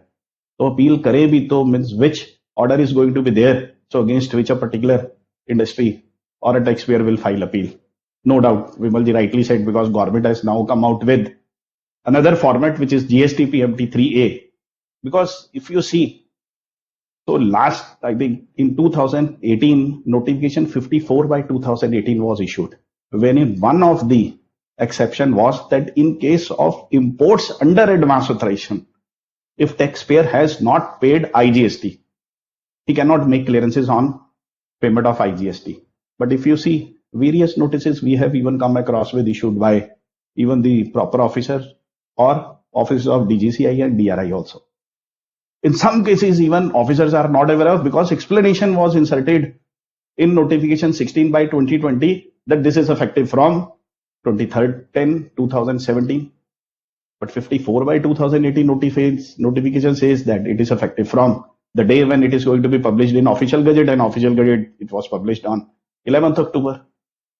So still, if you see, now this is one of the good move which has been placed in recommendations of 47th GST Council meeting, because earlier, if you see, no mechanism were there. So wherever taxpayers have exported on payment of IGST against a particular advance authorization, but has not paid has not paid IGST at the time of import of goods. So वहाँ क्या हुआ? They have to surrender back whatever IGST they have claimed on exports along with the interest, but no mechanism were there. No mechanism was there to recredit the proceeds into their electronic credit ledger, which has been recently incorporated into 47th GST Council meeting, which is basically a very good move. Reduce, if we see in past during COVID times, various COVID-19 relief measures were there for MSMEs also, extension in time period for submissions of returns, reduce rate for MSMEs, various means, if you see, measures was placed in by GST Council. Minimal interaction with taxpayers is there, of course, which is a very good move. But if you have a look at scrutiny of returns, instruction note, it also talks about minimal interaction with taxpayers. But if you happen to have look at dashboard of GST officers and dashboard which is at GST portal of taxpayers, you will come across with that the figures which is available at taxpayers dashboard and the figures which is available at officers dashboard are totally different. During the course of scrutiny of returns, various notices are being issued by GST officers to taxpayers.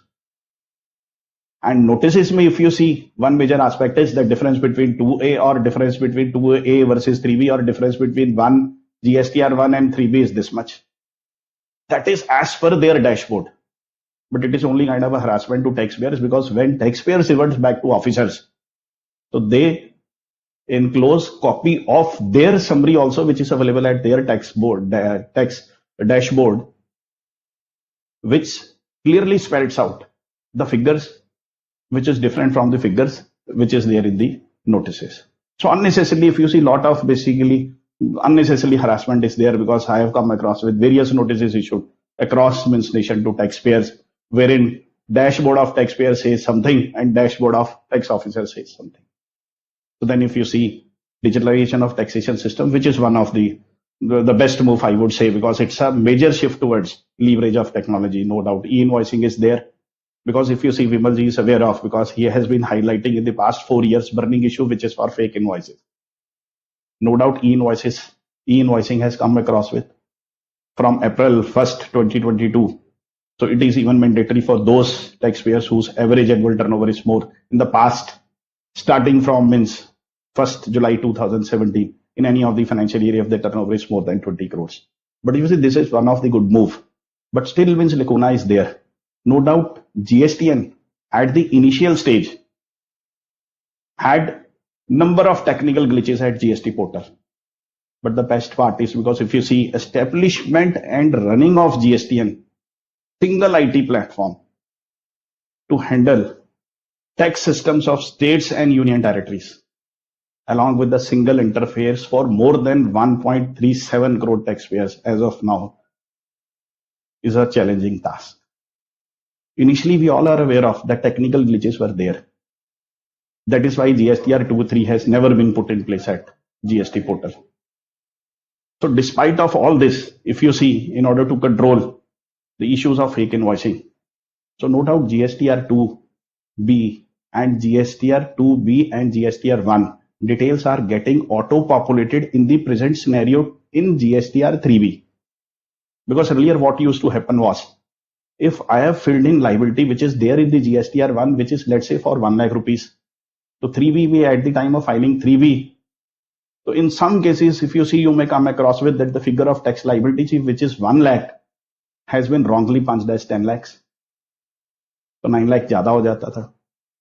So in present scenario, if you see, so it's a point to appreciate that GSTN has been regularly updating GST portal and making compliances easier in terms of simplification of returns. No doubt, as present scenario, if you file GSTR 1, data gets auto-populated whatever liability is there as per GSTR 1 to GSTR 3B. But during the course of scrutiny of returns, because why scrutiny of returns exercise is now going on at present, because instruction note number 1 is there. It is not to harass taxpayers, if you see from departmental perspective. It is not even the fault finding exercise, because GSTR 1 return is filed by taxpayer, 3B return is also filed by taxpayer, and taxpayer should make sure whatever liability is there as per GSTR 1, it should be discharged in GSTR 3. Because if difference is going to be there, then in scrutiny, in case of scrutiny of returns, whenever tax officer is going to issue notice to us, that notice is only because of our fault, because we have not validated figures on a monthly basis. So my submission to all taxpayers is to make sure whatever liability is there as per GSTR 1, same should get discharged in GSTR 3B. And if you see, no doubt department has come out with another important clause, which is 16(2)AA from January 1st, 2022, which says that supplier has to furnish return, supplier has to furnish detail of outward supplies under section 37, which is GSTR 1. So because if you see, earlier there used to be only 4 clauses, which Vimalji has already apprised. And whenever taxpayer or you are getting any kind of a notices from department, because if you see this practice is commonly, you will come across at national level that wherever mismatch is there between GSTR 2A and 3B, notices are issued to various taxpayers. But you have to get back to them.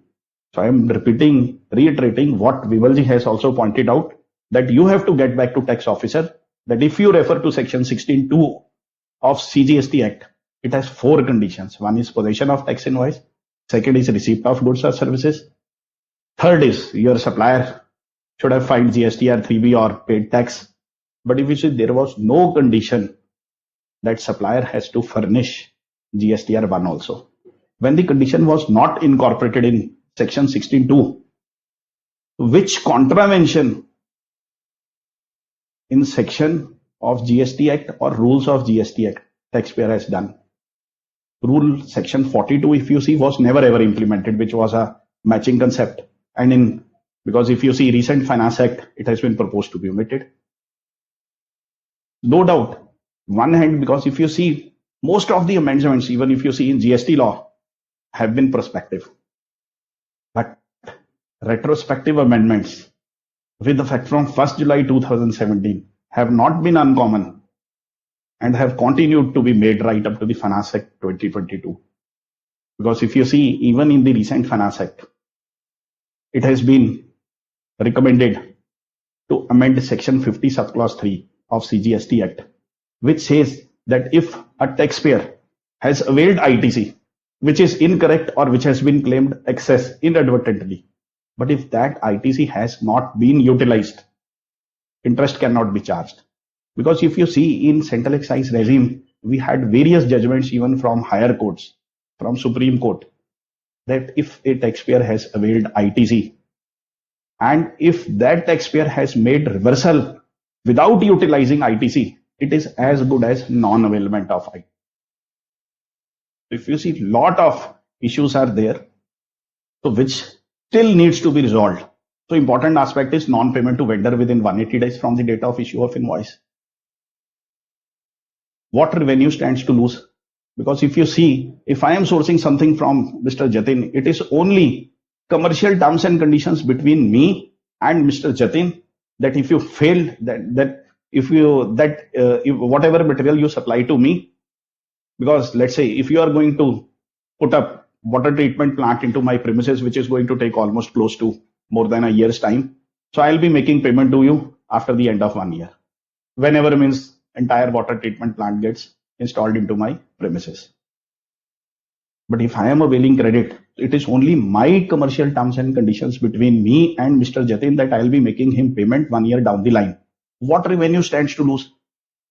If I am not making payment to Mr. Jatin, so means law is saying that I have to make reversal of ITC along with interest. And again, if you see, interest is also one of the issue which is in dispute as of now, which has to be clarified by GST Council, because Rule 37 of CGST rule says that in case of non-payment to vendor, ITC has to be reversed, not reversed. Rule 37 says that it has to be added to output liability. And when it has to be added to output liability, interest is to be charged as per Section 50 subclause 1. And the department officers, if you see, have a different kind of interpretation, that 50 subclause 1 says that tax is to be paid on net liability, which is only in case of supplies, not in case of ITC reversal in case of 180 days. Another thing, because way ahead, if you see, lot of issues are there, because one may come across with non-fungible assets as of now, which is a case of virtual digital asset. So still, clarity from income tax, no doubt, is there. But from GST angle, the lack of clarity is there, whether to treat it as digital assets, whether to treat the same as goods, or whether to treat the same as services, and what is going to be the rate of tax on same. Because as of now, you may come across with non-fungible assets are going on, virtual sales, virtual digital assets are getting supplied, and residual entry is there in GST 453, which says 18% tax liability is there. So whenever demands are coming across for supply of digital assets, virtual digital assets, so initially it is considered as supply of goods, and whatever means GST is there, which is 18% in case of residual entry, because clarification is not there. What rate exactly is going to be there for supply of virtual digital assets, and whether it is going to be treated as supply of goods or supply of services. As far as high C sales is concerned, so Vimalji rightly pointed out that in case of high C sales, so when the material which is sourced from a supplier based in South Korea and supplied to another person which is based outside India, it is already built in Schedule 3 from means February 1. But if you see prior to February 1, 2019, if you see, even in central excise, there was no tax in case of high C sales, because jurisdiction is out of India. GST is applicable only within India, whole of India. Now, if you see, setting up of GST tribunals, Jatinji has already pointed out, and the important aspect one should make sure what Jatinji has apprised is the Article 265 of Constitution, that tax cannot be levied and collected without authority of law. No doubt, if you see in present scenario, we are coming across with concerns from various taxpayers that in case of change of land use, for example, if you have been given land which is to be used for industrial purposes, and tomorrow, let's say, government comes out with, or state government or central government, that land which is given to you for industrial purposes, now you can run commercial activities on the same land. So which is going to be the change of land use from industrial activity to commercial activity? No doubt means government CBIC flyer is there, which says that change of land use, it is covered in 12th schedule, Article 243W of Constitution, and is not to be considered supply. But as on date, if you see for the past 5 years, this matter is hanging on with GST Council with board. And this particular article has been stated of, which is Article 265, that tax cannot be levied and collected without authority of law. This is the most important aspect which is going to be there in GST.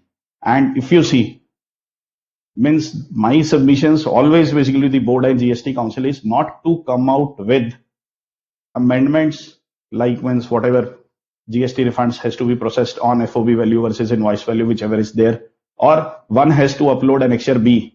It is only there in CGST Circular 125 at the time of filing of refund claims, but nothing is provided as far as rules are concerned. So my submission basically to GST councils, and we will also take up through means Institute of Company Secretaries of India to GST councils, because various the matters have been taken up through institute earlier to the board also, and they have come out with various clarifications that if government is going to come out with any amendment, so it is going to be either in section or rules, not in circulars. Because if it is going to be in circulars, then even if taxpayer is not complying with those circulars, government can now say, yeah, means whatever means taxes, either if it is a case of ITC or payment of tax or refund of ITC.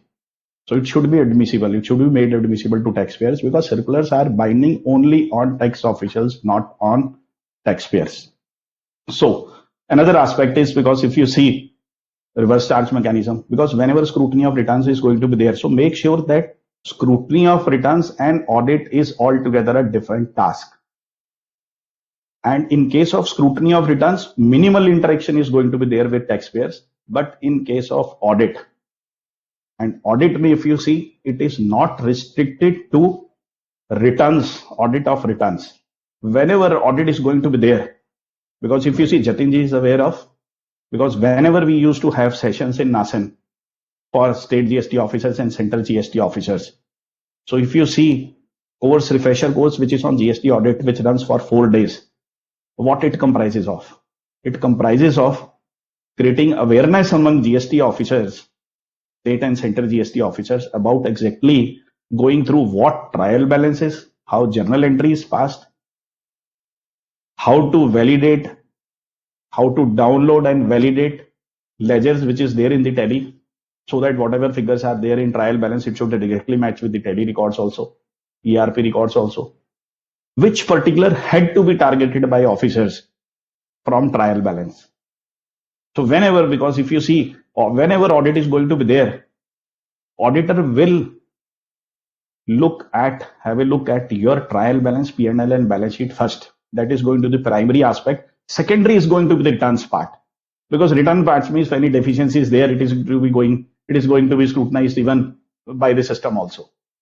So whenever auditor is going to visit your factory, so he'll come across with cases like, whenever he'll go through your trial balance, whatever incomes are there on the credit side, whether those incomes have been declared in your GSTR1 or not, because he would look at those figures which as per him amounts to supply, but as per you, it is not treated as supply.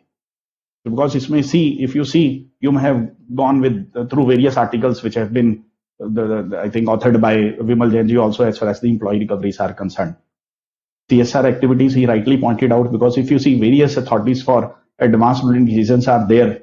So one says that CSR is not in the course of furtherance of business, and one says that it is in the course of furtherance of business. And in some cases, if you see, so it says that 17.5H, it is given on FOC basis. So that's why ITC is not admissible. So employee recoveries, if you see. Last 2 minutes, Sanjay ji. Last 2 minutes. Right, sir. Right, take sir. Questions. So because, right, sir. Right, Nagendraji. Because if you see in case of employee recoveries also, so notice pay. Department considered it as agreed to tolerate an act, but it is not agreed to tolerate an act. No services rendered. It is not a case of supply. So various basically aspects are there. Still, if you see, litigations are going on, despite of various clarifications by higher courts. Because we're not taking much of time, I would say that measures taken by the GST Council in the past 5 years have really focused on making GST a good and simple tax. But if you see, still lot of journey is there, which is to covered as of now, because whenever this scrutiny process is going to be there, scrutiny of returns and audit. So if you see, department will come out with various concerns, because whenever we are going to have next means GST day, which is next year. So we'll come across with various issues wherein interpretation is going to be different from tax department perspective, and it is going to be different what law exactly says. So thank you very much. Thank you, Nagendraji. Thank you very much, Sanjay ji, for crisply putting across many points with regard to the GST. Now let us move on to the question sessions. There are few members who have asked questions. My first question is to Bimal ji. Can GST registration be cancelled if returns are not filed since registration in the year 2021? If yes, then after cancellation approval, will there be any problem if GST registration is required to be applied again? If we are not filing regularly GST return and the provisions are being prescribed under section 29 subsection 2 clause B and clause C, then yes, our registration can be suspended. Now what this 47 GST Council meeting has recommended, there would be automatic revocation of the suspension provided you have filed your return which was not filed earlier. So yes, if you're not filing regularly and the continuous period is prescribed, the 6 months for the normal taxpayer and for the quarterly 3 period is being defined. That's what the provision. So it has to be ensured that we are filing regular return, and in case we are not filing, get suspended, please file it. There would be automatic revocation of suspension. So in other words, file the return now and get the Of course get the they can file registration. it. So you need not See, very simple. If you're not filing, you're carrying on with your liability. Even the nil return will have late fees. So we have to bear in our mind, it's not the matter of my choice that I'm not filing. It is better that we should file right away instead of delaying the process. Okay. My second question is to Jatin ji. Setting up of GST tribunal has been delayed, resulting in many writ petitions at high courts, increased cost, pendency of litigation for companies, and the efforts involved. How has it impacted GST implementation? Because rather than going for appellate tribunal, people are going to the high courts. So in that case, what is its impact?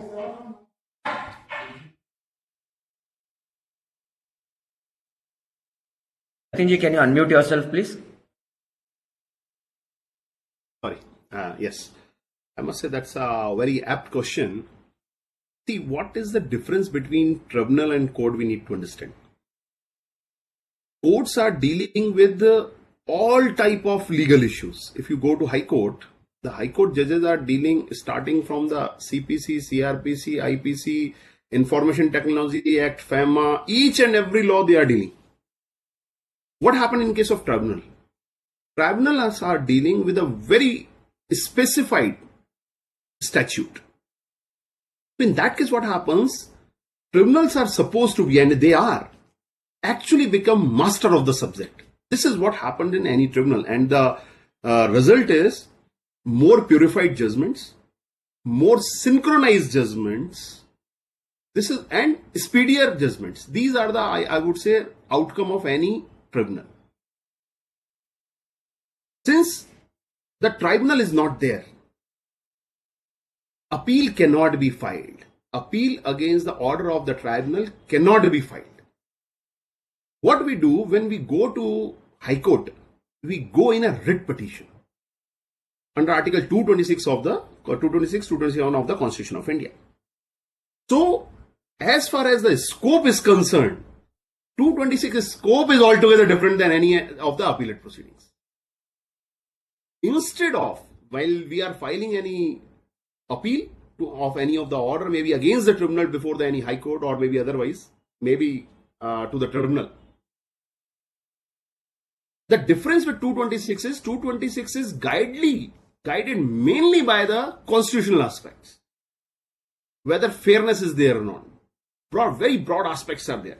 And number two is the great level of discretions are there with the judges sitting in the high courts, and when they are exercising their power under Article 226.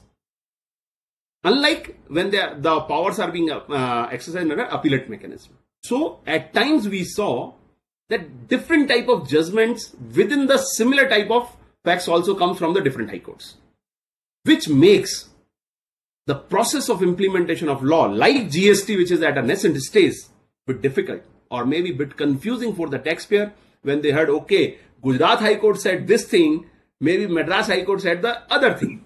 Recently we have seen the Madras High Court in Sundaykem has specifically recognized all these aspects that GST or 2, 3 has not been recognized. But recently, last week, there is a judgment from the Madras High Court itself. Under Article 226, when in a writ petition, they said, okay, that procedure is not mandatory. Rule 42 procedure is not mandatory.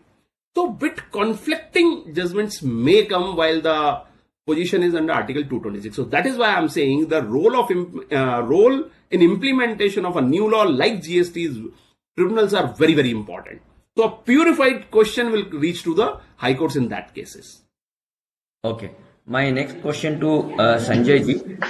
Sanjay ji, the question is, how would you assess 5 years of GST implementation in terms of the benefit challenges, and how had it helped us in strengthening the indirect tax coverage in India? Correct, sir. Because if you see, so like I shared in my during session also, that as far as if we see past 5 years of journey in GST, so one, basically the best part is the leverage of technology, which was not there in pre-GST regime. So in central excise regime, it was only basically returns which is to be filed at GST portal, either it may be ER1 or ST3. But in present scenario, if you see, so it's basically the leverage of technology in past 5 years. So GSTN can be given basically a credit to come out with regular updates on GST portal, because till last 4 years, because if you see till last GST day, Vimalji can also basically watch this fact that we were talking only as far as one of the burning issue, which is a case of fake invoices. But in last 1 year, if you see, it has not completely been abolished, but the cases has been reduced. So why so? Because various checks have been placed in system. Now, recipient of goods or services is aware of whether his supplier has filed return GSTR1 or not, and whatever liability is there as per GSTR1, whether the same liability, how much percentage of liability has been discharged. But this is only available till L1 level, not beyond means L1 level as of now, which we are taking, which we have taken up with GST Council also, because our else means ITC issue as far as fake invoices is concerned, it will go on. And the best part second is why means increase in tax collections, if you see. So one of the major aspects is only leverage of technology. So April May we collected close to 1,68,000 crores means by way of GST collections. So now average for the past 6 months, if we see, it is more than 1,20,000 crores. But the best part again is another best feature that GST portal is filing of export refunds. Minimal interaction is there with the taxpayers. So हम कहते हैं कि नहीं इतना percentage तो, because earlier taxpayers had kind of a concern that इतना हमें लेना है तो इतना percentage we need to shell out. Now the best part is it is only basically filing of refunds. In case of exports on made of payment of IGST, it's the shipping bill which is considered as a refund filing. So proceeds be automatically it's credited to party's account. So which is one of the major advantage. So leverage of technology is one of the best part. And as you rightly pointed out in your initial speech, that if we see various circulars, notifications addressing the concerns of taxpayers in the past have been continuously issued by means board. So which is an appreciable aspect. Another next question is to Bimalji. Is there any provision to adjust credit ledger balance against late fees in GST? No, you can't use e-credit ledger for payment of late fees. And in this 47 GST Council meeting, they have specifically said they're going to issue a circular. And a circular going to clarify that you are having two ledger, one is the e-cash ledger, one is the e-credit ledger. To what, for the demand taxes, you can use it. So they have said where you can use your e-cash ledger and e-credit ledger, quite implied it can be used only for your tax liability. For making payment of any late fees, interest, penalty, you have to use your e-cash ledger. That's what the provision, and that is what the clarity agent did, and that's they are going to clarify by way of circular. Follow-up question is for restaurants who sells food online through Swiggy, Zomato and all. What is the requirement to file return from January 2022 onwards, and who is liable to file the return? Ultimately, it is the services which is being provided by the restaurant. That's what being stated. Now, this is the very specific provision is being prescribed. Now, such e-commerce operator like Zomato, they are getting into the shoes of restaurant and charging 5%. So in that case, Zomato need to provide the outward supply at the rate of 5%. That is what the provision. Okay. My next question is to Jatinji. Jatinji, this is issue of inverted duty structure also continues to be a hurdle as refund of input services is currently not allowed. Can you share your views, please? I must say that whatever I'm going to say today will become change in few days' time, when we are going to see some changes in the provision. First of all, logically, in my humble opinion, the reason why these provisions are there, that there is some outward supplies are there which are at lower rate, and there is an input tax credit at a higher rate. This is what a simple case of inverted duty structure. Then there should be no reason that this refund should not be allowed. This is logical, not law. Now there is a provision as far as section 54 subsection 3 are concerned, which allows the credit in the inverted duty structure cases. The mechanism is provided in Rule 89. It was vastly debated. This different judgments came in from the different high courts. Finally, we got a judgment from the Supreme Court recently in the VKC footstep also, whereby the judgment of the Gujarat High Court, which was favorable to the assessee, was reversed. Meaning thereby, they approved that the rule is more or less okay. I'm not saying 100%, but more or less okay. That means that is fine. Government can make up a rule, and rule was made in such a manner that services credit refund was not available. However, there was a comment from the Honorable Supreme Court side that the way rule is framed, it is presupposing that the credit is being utilized in a particular manner so that the refund is getting reduced. That means that it is first utilized for towards the goods component. So that is why they recommended to review this rule. And recently, in this GST Council meeting, 47 GST Council meeting, which concluded on day before, this aspect has been discussed, and it says that they are going to revise the formula. So very soon we will see that there will be amendment in Rule 89, and along with them, whereby the different formulas are prescribed. So we can see some changes in that, and I believe that some kind of service credit refund may be there. So that is why I said this is somewhat a temporary phase. Okay. Let us see what happens in the fine print notification. Though Bimal Jain ji had talked about the export with regard to GST, there is one question which has come. I would request Sanjay ji to answer this question. What is the impact of GST on trade with other country? Has it promoted exports from India? What is the impact of GST on sir? Can you?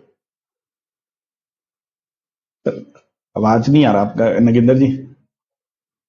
Impact of GST on the trade on export from India with regards to the new changes which has taken place on GST front. Correct, because if you see, so इसमें nothing is going to be there, because the article means I think 286 of Constitution is already there. So which says that no taxes and duties are to be exported. So whatever means taxes and duties are there. So even person exports, so he is going to get back means either in the form of refund of GST, and in case of exports, if you see, various other schemes are there, like ROTAP is there, which is remission of duties taxes paid on export product. ROSCTL is there. So exports ke case mein, exports are always relieved of duties and taxes. Okay, sir. Last question to all the three. Yes, okay, yes. Vimalji, I think Vimalji will also add to this. Yeah, Vimalji, please. Maybe this question was from a perspective of intermediary services. A lot of services are being promoted by intermediaries situated in India, that is not being considered as the export of services. Correct. Because place of supply Place is of being supply is considered location of supplier. location of supply. And this is going contrary with the concept of destination-based tax. Ultimately, these intermediaries are giving services to a recipient, to a foreign party outside India. At their behest only they are providing the services, ultimately received and consumed by the foreign party only. And they are getting paid in convertible foreign exchange. Only place of supply, contrary provision, copy-paste provision from service tax from 1st October 2014 saying no, place of supply is location of supplier, hence it is not export of services. So this is another challenge when we look at 5 years journey of GST. It is not synced with the GST, the destination-based consumption tax. It is being given to the foreign party, gone to the foreign party, used by the foreign party, and we are getting paid convertible foreign exchange. It is not export, 18% leviable. Contrary and big challenge. And the judgment like Gujarat High Court has already upheld the validity of 13 subsection 8 clause B of IGST Act. But the fortunate part, Bombay High Court, we are having two different judgment from the two different views from the same bench. And it has gone to the chairman of that Bombay High Court. Okay. Yes, Jatinji. Sir, though both of my co-speaker has aptly covered this thing, but since the issue was in relation to foreign trade, I just wanted to put up 1 minute on it. The discussion was, and the question was obviously on the export side, impact of GST on the export. I just want to have maybe another 45 seconds on the import side. Whatever be the impact on the GST on the export, but import has increased like anything, or I would say import of finished goods. Why I am saying so? Before GST, in the pre-GST regime, we used to have BCD plus CVD and SAD. CVD and SAD were having a different treatment. If I am a manufacturer or I am a trader. In case of manufacturing, I used to get benefit refund or benefit or set off of both of them. But in case of trader, I used to get only SAD refund. CVD was more cost. But what happens in GST regime, both has been clubbed into IGST. And whether I am a trader or I am a manufacturer, I am getting refund or set off of that IGST in whole. So meaning thereby, in some way, it is an incentive to the traders. That means some way we can see this is the trend to make in India. So even in our institute has given a representation on this count to the government. I'm sure the government will do something to correct it. We are finally concluding this session, but before we conclude, since we talk about GST ahead, what are those 3 bullet points to all the 3 panelists which could help in making really good and simple tax? Over to you, Bimalji.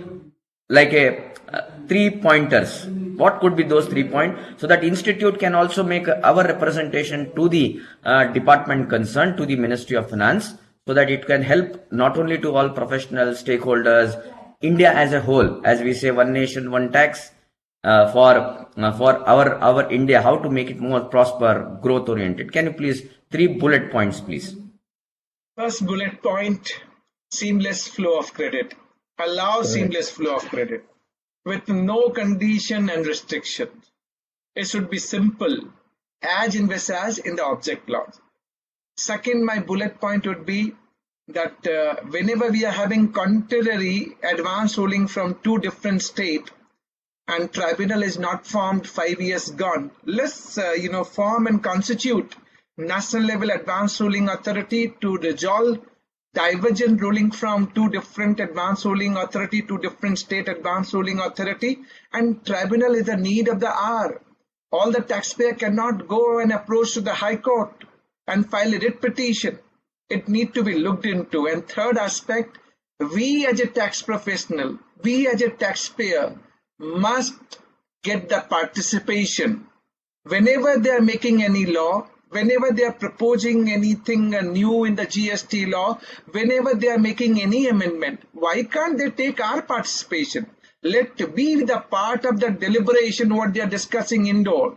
Let it be open to the dedicated, maybe ICSI, one of the institute can represent, on GST parameter alongside so many chamber of commerce like PSD chamber of commerce can also represent, and then we can really add values, because once we decide something jointly, then we create consensus, and consensus are really good for the good and simple tax.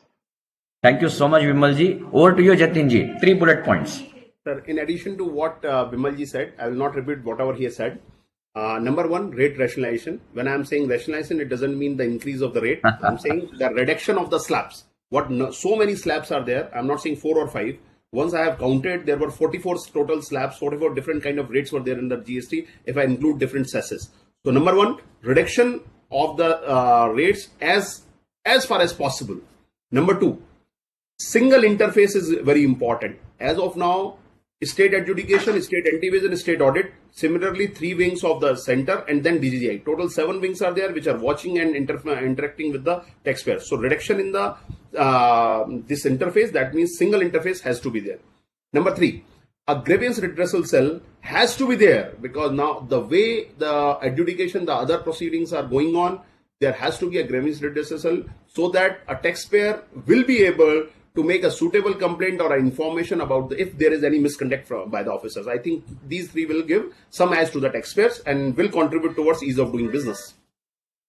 Thank you very much. Over to you, Sanjay ji. Right, sir. So my first point is whatever is coming out from the recommendations of MSMEs, because if you see, so they often have a concern like, no doubt there is one nation, one tax, one market.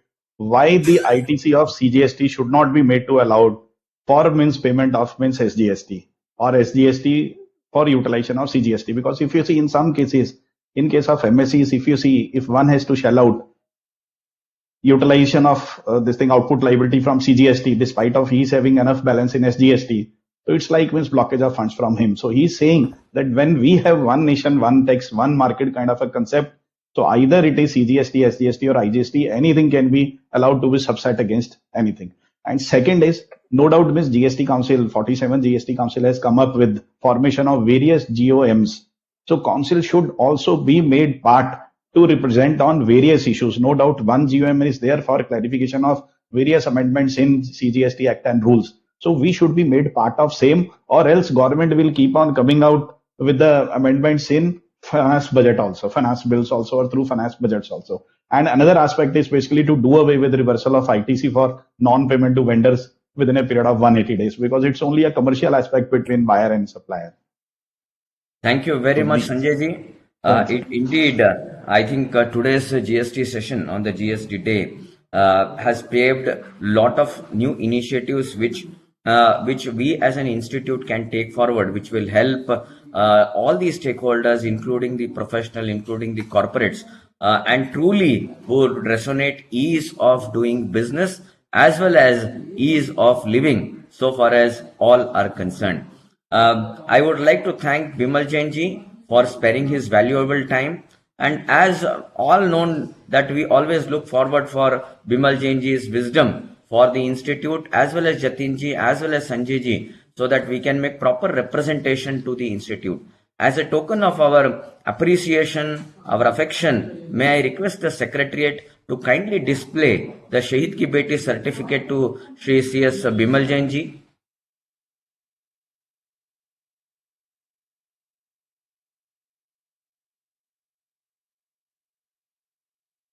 Alka ji, can you kindly display the Shahid Ki Beti certificate, please?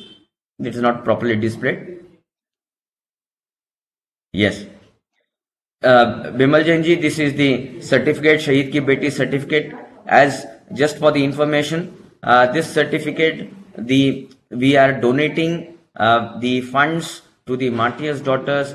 So all those money which is collected, rather than giving a memento, physical memento, we have thought fit, that the council has thought fit, that we will contribute to the martyrs of the daughters for the purpose of education. And till now we have contributed more than 25 lakhs to the Ministry of Defence, and we contribute on a regular basis once an amount of 5 lakh is being collected and throughout India. So thank you very much for sharing the session, and you have brought up very, very important points on the various aspects: seamless flow of credit, contrary judgments to be avoided, tribunal need of an hour, as well as any new legislations or any new circulars.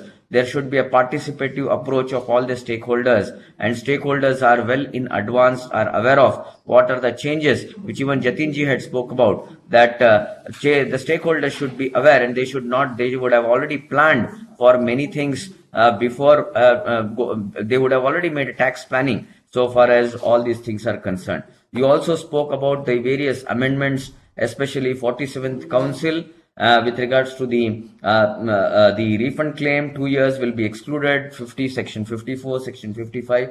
1100 changes what you have suggested about, which has taken place till today. Biggest indirect tax reform which has taken place. Thank you so much, Bimal Jainji. We look forward for your participation in future as well. May I now request our secretary to kindly display the Shahid Ki Beti certificate to Shri Jatin Harjaiya ji, please. Yes, thank you very much, Jatin ji, for your participative in spite of your busy schedule and in spite of the fact that you have to face the problems with regard to the internet connectivity because of the state issue. I am sure that you had been very receptive, and you have given many points like rate rationalization, reduction of rate slabs, single interface, grievance redressal cell. I think grievance redressal cell is the call of the day, because we also as a professional face lot of problems when we are approaching the department over here in the GST. You spoke about the retrospective amendments which have taken place, and also quoted about our late finance minister, what he spoke about the retrospective amendment. Stability on the tax laws, section 116 permitting the company secretaries to represent before the various authorities, as well as Article 265 of the Constitution. I think that is the most important thing which we as a professional, probably I think we may also quote when we are making our representation in terms of the various GST authorities, and also the landmark judgments what you spoke about, the Gujarat High Court, Madras High Court and the Karnataka High Court with regards to the forceful recovery. Thank you very much for your session, sir. I would like to also thank CS Sanjay Malhotra ji. May I request? Yes, Sanjay Malhotra ji, you spoke on the excellent aspect right from the day one about the GST implementation which took place in 2007 till date, and you began with change is only the constant, and I'm sure that the changes which are going to take place, and especially more so when you talk about change, you spoke about the change in land use from industrial to commercial or commercial to XYZ, and by virtue of which whether it is possible for the government to ask for the taxation. You spoke about the MSME, the order of the day, because we are giving more flip to the MSME sector, and I'm sure that there may be many relaxation which will come. We also need to be part of the legislation, and I'm sure that the ministry ministry as well as the CBIC as well as they will come with various like suggestions or observations or comment from various stakeholders. I'm sure all the three learned professionals have given food for thought and food for knowledge so far as we all as professional is concerned, and I'm sure it will go a long way for the betterment of our professional, and more so those who are practicing in the profession of the company secretary in GST field. Thank you once again. I also wish to thank our secretariat, Alka-ji, and her entire team, and also the technical support which is being extended by the ICSI. Needless to say, all the thanks to one and all the esteemed members of our profession, and I'm sure that the session which today has been organized by ICSI will be one of the biggest and the best so far as the knowledge session is concerned. Thank you very much. Looking forward for further webinar session series. Thank you very much. Thank you. Thank you, sir. Thank you, Bimal ji. Thank you, Jatin ji. Thank you, Sanjay ji. Bye. Have a good day.